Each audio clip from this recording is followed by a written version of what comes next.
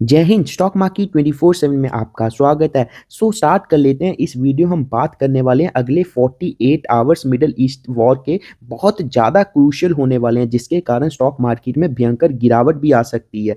इस न्यूज़ को तो मैं कंप्लीट डिटेल में डिस्कस करूंगा ही। उसके पहले मैं आपको कुछ पॉजिटिव बातें बताना चाहता हूं, क्योंकि लोगों के बहुत ज़्यादा पैसे लगे हुए हैं स्टॉक मार्केट में और बहुत ज़्यादा नेगेटिव हो चुके हैं। उनको मैं ये एक डाटा पॉइंट दिखाना चाहता हूँ जिसमें पिछली 4 मेजर वॉर में निफ्टी की परफॉर्मेंस कैसी रही है वो बताया गया है।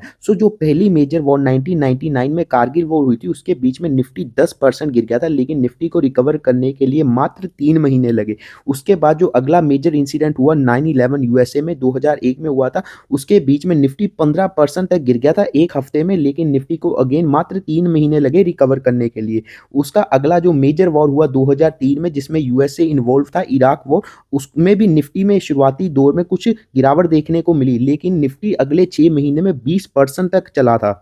और उसके अगला वार जो रशिया यूक्रेन का वार हुआ, वो तो सबको आपको पता ही होगा। उसके बीच में निफ्टी 10% तक गिर गया था और 6 महीने तक वॉलेटाइल रहा था, लेकिन अगले एक साल में निफ्टी ने अपना हाई निकाल दिया था। इससे पता चलता है जो ये वॉर के कारण गिरावट होती है, ये शॉर्ट टर्म होती है। जब भी वॉर खत्म होगा तो उतनी ही तेजी से निफ्टी दोबारा से रिबाउंड करेगा, क्योंकि जितनी भी डिस्ट्रक्शन होगी, बिल्डिंगें टूटेंगी, उनको सभी जो कंस्ट्रक्शन वाली जैसे L&T है, बहुत ज़्यादा स्टॉक पिट गया। क्यों पिट गया? क्योंकि उसका बहुत ज़्यादा बिजनेस जो आता है वो मिडल ईस्ट से आता है। अब इतनी ज़्यादा जो डिस्ट्रक्शन हुई है मिडल ईस्ट में, जब वॉर ये समाप्त होगी, खत्म होगी, तब ये सारे कॉन्ट्रैक्ट L&T को ही मिलेंगे और जो कंस्ट्रक्शन करने वाली कंपनीज हैं उनको मिलेंगे। उनका बिजनेस बढ़ेगा जब ये वॉर खत्म होगी। अगर आपके पैसे मार्केट में लगे हुए हैं तो आपको इतना ज़्यादा घबराने की ज़रूरत नहीं है। और अगर आप फ्रेश बाइंग करना चाहते हो तो उनके लिए भी मैं एक डाटा पॉइंट लेके आऊँ, वो है निफ्टी की वैल्यूएशन। आप इस टेबल में देख सकते हो, निफ्टी इस टाइम पे 21 के पी पर ट्रेड कर रहा है। और बाकी जो मेजर दुनिया की मार्केट्स हैं, अगर आप यूएसए और ताइवान की मार्केट को छोड़ दो, बाकी सभी मार्केट्स बहुत कम एक्सपेंसिव है एज कंपेयर टू निफ्टी। और यूएसए और ताइवान की जो मार्केट 25 और 20 के पी पर ट्रेड करी है, उसके पीछे का कारण है एआई, क्योंकि एआई कंपनीज में बहुत ज़्यादा बूम है, बहुत ज़्यादा रिटर्न्स दे रही है एआई कंपनीज, जिसके कारण आपको यूएस और ताइवान का इतनी ज़्यादा वैल्यूएशंस देखने को मिल रही है। लेकिन इंडिया में ऐसा एआई की कोई भी इतनी बड़ी थीम नहीं है, ना ही इतनी बड़ी कंपनी है। उसके बावजूद इंडिया की वैल्यूएशंस बहुत एक्सपेंसिव है। अगर मिडिल ईस्ट में वॉर के चलते गिरावट होती है तो निफ्टी में भयंकर गिरावट हो सकती है, क्योंकि निफ्टी की वैल्यूएशंस इतनी गिरावट के बाद आज भी एक्सपेंसिव है। अगर आप अपनी फ्रेश कैपिटल बाजार में लगाना चाहते हो तो आपको इस डाटा पॉइंट को भी अपने दिमाग में रखना है, क्योंकि अगर आप सारा पैसा एकदम से मार्केट में लगा दोगे तो आप फंस भी सकते हो। या तो आप थोड़े थोड़े पार्ट्स में एसआईपी करें, या फिर आप वेट करें ताकि कोई पॉजिटिव न्यूज़ आए जिससे पता चले कि निफ्टी बढ़ने के लिए तैयार है। चाहे आपको 2-3-5% शेयर्स महंगे मिले, लेकिन वो आपके लिए ज़्यादा अच्छा होगा एज कम्पेयर टू अगर एक दूसरी खबर, बुरी खबर आने के बाद निफ्टी 10% तक क्रैश कर जाए। आपको जस्ट वेट एंड वॉच करनी चाहिए। आप देख सकते हो गिफ्ट निफ्टी भी 1% के करीब नीचे ट्रेड करके बंद हुआ है। इससे पता चलता है कि मंडे को बाजार में भारी गैप डाउन हो सकता है। और आप इन महाशय को तो जानते ही हो, ट्रंप, इनका सैटरडे और संडे इन्होंने लगता है दिन चुना हुआ है। इस दिन, इन दोनों दिन वीकेंड में ये कुछ ना कुछ बड़ी अनाउंसमेंट करते हैं। तो इनकी अनाउंसमेंट आ चुकी है कि अगले 48 आवर्स बहुत ही ज़्यादा क्रूशियल होने वाले हैं ईरान के लिए। उन्होंने ईरान को अल्टीमेटम दे दिया है कि वो जल्दी से जल्दी स्ट्रेट ऑफ हार्मोज खोल दें, नहीं तो यूएसए ईरान पर बहुत बड़ा हमला करेगा। और जो हमला होगा वो ईरान के पावर प्लांट्स पे होगा। ईरान का भी इस पे जवाबी कार्रवाई आ गई है। उसने ऐसा कहा है कि अगर यूएसए ऐसा करता है तो वो भी मिडिल ईस्ट में यूएसए के एसेट्स पर, यूएसए के रिफाइनरीज पर मिडिल ईस्ट में हमला करेगा। मुझे तो ऐसा लगता है ट्रंप है ना, जितने भी शेख बहुत अमीर हो गए थे उनको दोबारा से ऊंट चढ़ा के ही मानेगा, क्योंकि जो ईरान की मिसाइलें हैं वो यूएसए तक तो पहुंच नहीं सकती। वो जितनी भी तबाही मचाएंगी वो मिडिल ईस्ट में मचाएंगी। और साथ में यूके की भी इसमें एंट्री हो सकती है, क्योंकि यूके भी अपनी वॉरशिप्स और सबमरीन्स मिडिल ईस्ट में डिप्लॉय करा। और साथ में यूके ने कंफर्म किया कि ईरान ने अटैक करने की कोशिश की थी डियोगी गार्सिया बेस पे, जो कि 4000 किलोमीटर दूर है यूके से। इससे पता चलता है कि ईरान के पास यहाँ तो ऐसी कैपेबिलिटीज आ गई हैं कि इतनी दूर मिसाइलों से भी वो हमला कर सकता है। लेकिन ईरान ने इन सभी बातों को खारिज किया और उनका ऐसा कहना है कि उन्होंने ऐसा कोई भी अटैक नहीं किया और उनकी मिसाइलों की कैपेबिलिटीज ही नहीं है कि वो 4000 की दूरी ट्रेवल कर पाएं।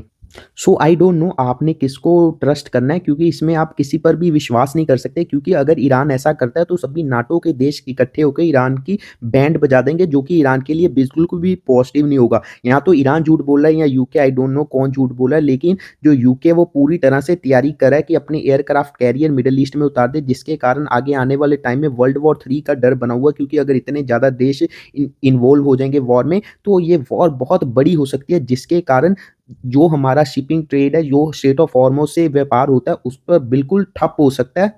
और हमारा बहुत सारी energy needs, crude oil, natural gas इसी स्ट्रेट ऑफ हॉर्मुज़ से आती है। उसके लिए भी या तो हमें दूसरे देशों पर निर्भर होना पड़ेगा और उनसे महंगे दामों पर गैस और क्रूड ऑयल खरीदना पड़ेगा, जो कि हमारी इकोनॉमी के लिए बिल्कुल भी अच्छी बात नहीं है। और कतर के एनर्जी मिनिस्टर ने भी कहा था, अगर ये वॉर लंबी खिंचती है तो क्रूड ऑयल $150 के पास जा सकता है, जो हमारी इकोनॉमी को बिल्कुल तबाह कर सकता है, और इससे पूरी दुनिया में बहुत ज़्यादा इन्फ्लेशन हो सकती है, जिसे दुनिया में महामंदी देखने को मिल सकती है, और इसके कारण शेयर मार्केट्स में भयंकर गिरावट हो सकती है। और साथ में ये जितने भी क्रूड ऑयल अगर इतना ज़्यादा महंगा हो जाएगा तो ये इस इंडस्ट्री, एयरलाइन इंडस्ट्री को तो पूरा डुबा के मानेगा, क्योंकि एयरलाइन कंपनीज के पास कोई भी ऐसा चारा नहीं बचेगा, क्योंकि एक तो वॉर लगा हुआ है जिसके कारण बहुत सी कंट्रीज ने अपना एयर स्पेस बंद कर रखा है, और इससे इनका रेवेन्यू और प्रॉफिट पे डायरेक्ट इम्पैक्ट पड़ा है। और दूसरा, अगर क्रूड ऑयल भी इतना ज़्यादा महंगा हो जाएगा तो इनका जो 50% कॉस्ट रहती है वो क्रूड ऑयल की रहती है। सो क्रूड ऑयल महंगा होने के कारण इनको तो मतलब बिजनेस करने में बहुत ज़्यादा मुश्किलें आने वाली है। और अगर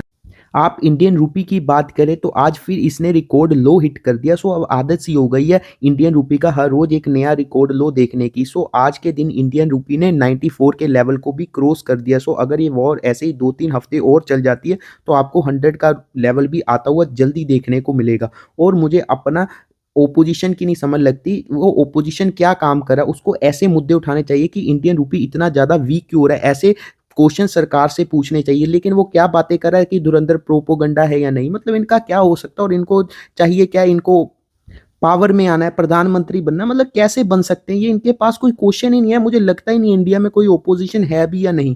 सो नेक्स्ट बात कर लेते हैं। सो जो भी लोग बात कर रहे हैं नेगेटिविटी की, सो उनके लिए मैं एक और डाटा पॉइंट लेके आया हूँ। इसमें आप देख सकते हो पिछले जितने भी क्रैशेस आए हैं उसमें निफ्टी की कैसी परफॉर्मेंस रही है।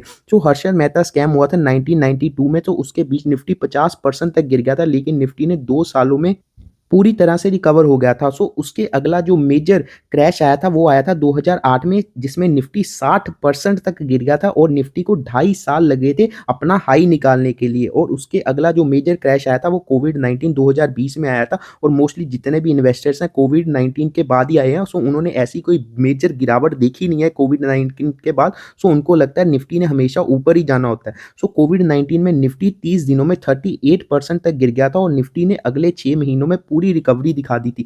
सो जितने भी क्रैशेस आए हैं, बहुत सारे क्रैशेस आ चुके हैं पिछले, आप ये पूरे 6-7 क्रैशेस की मैंने डाटा लगाया, आप इसका स्क्रीनशॉट दे सकते हो और आप देख सकते हो। सो जितने भी मेजर क्रैश आए हैं उसके बाद निफ्टी को 1-2 साल लगते हैं रिकवर करने के लिए, बट हमेशा निफ्टी अपने हाई को निकालता है। सो अगर आपने के पैसे मार्केट में लगे हुए हैं तो आपने सिर्फ एक चीज़ नहीं करनी, वो है पैनिक सेलिंग। सो अगर आप पैनिक सेलिंग कर देते हो क्योंकि आपको नहीं पता निफ्टी का बॉटम कब बनेगा और कहाँ पर बनेगा। सो अगर आप आज अपने शेयर बेच देते हो और एकदम से न्यूज़ आ जाती है कि वॉर बंद हो गया, सब कुछ खत्म हो गया, सब में सुलह हो गई, तो उस दिन निफ्टी 4-5-10% तक भी भाग सकते हो। और ऐसे केसेस पिछले पास्ट में बहुत बार हो चुके हैं, क्योंकि लोगों ने ऐसी चीज़ें देखी नहीं अभी तक, क्योंकि मोस्टली जो लोगों की एंट्री हुई है मार्केट में 2021-22 में हुई है, जब निफ्टी में तेज़ी थी।